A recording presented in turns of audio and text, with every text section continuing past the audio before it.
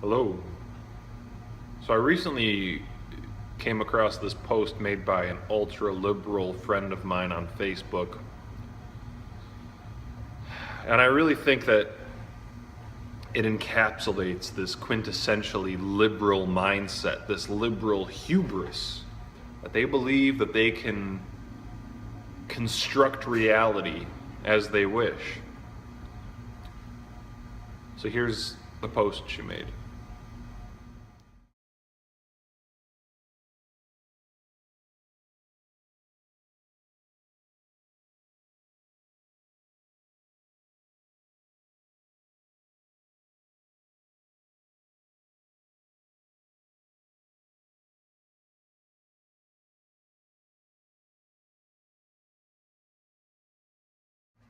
And before I even saw the comments on this post she made, I thought to myself, oh, I bet all of her non-white friends are going to love this one. And sure enough, like clockwork, the first comment was from a Middle Eastern dude, expressing that he was glad that they could be family. And then at the bottom, there is a Hispanic woman who said very much the same thing. And in the middle there is another middle-aged white woman who agreed with the sentiment, and I predicted that she would be an ultra-liberal as well based on her agreement with this. And sure enough, I checked her profile and she's an ultra-liberal, conservative-hating, Western culture-hating white woman.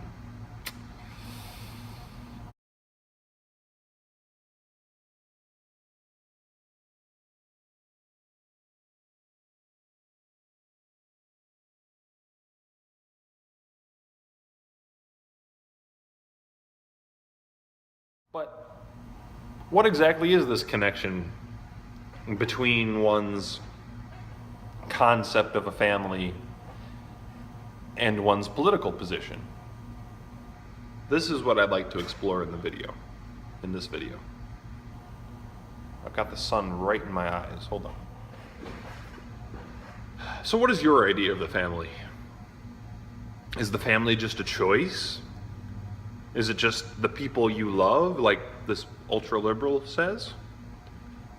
Is it just the people you care about? Or is family something more? Is it something greater than and outside of yourself, rooted in the flesh and blood?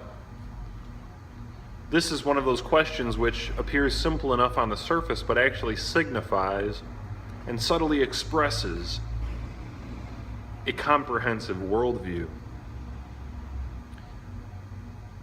There is much hubris in the idea that a family is just whatever you want it to be.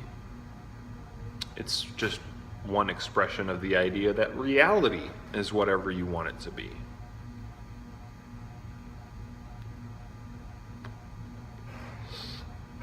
Packed into such an idea is the idea that reality itself is whatever you want it to be. It is perfectly consistent with other fantasies, such as a nation is just an arbitrary group of citizens. Someone who rejects the fact that blood ties form a family would undoubtedly reject the natural extension of that idea, which is that a nation is formed by the extended blood ties of genetically related people. Not only does this have broad implications at the political level, but also on the personal. A family is that group which cannot be broken. They are relations which cannot be dissolved. But if a family is merely an abstract choice, a group of people who you love, then it can be dissolved at any time. A friend who you once called family can be cast aside and forgotten. And if you are convinced that this is all that a family means, then what's to stop you from casting aside your own blood ties? What would give special status to your own blood if family can be anyone? Nothing. In the attempt to signal virtue, since love and caring are the very last virtues of a decadent culture, someone will lose all sight of the true source of those concepts. Under this delusion, there's nothing to stop one's own children from having their family status revoked if they displease. And any random person who you decide to love attains the same place of honor as one's own flesh and blood. What could possibly drive a person away from this reality if not a corruption in the bloodline? Some trauma and abuse in the family. Who would lay low their truest bonds, those formed by the fibers of flesh and streams of blood? Who is arrogant enough to believe that they can mentally construct bonds of their own volition that could equal that of the body, so as to deserve the name of family? The best bonds are true. They are rooted in form and flesh. They cannot be dissolved. They cannot be replaced. Those who understand this honor and uphold their own as their own, and each member of this family is strengthened by the recognition and maintenance of the bonds that Mother Nature herself has woven for us.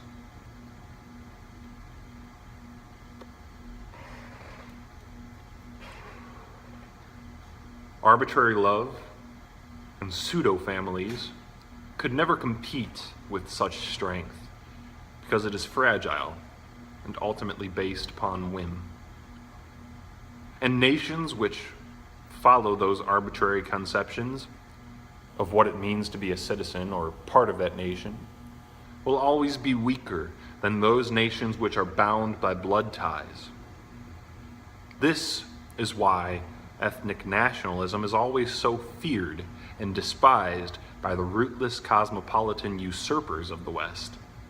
And this is precisely why the blood must be emphasized if we are to grow stronger together. Thank you for watching.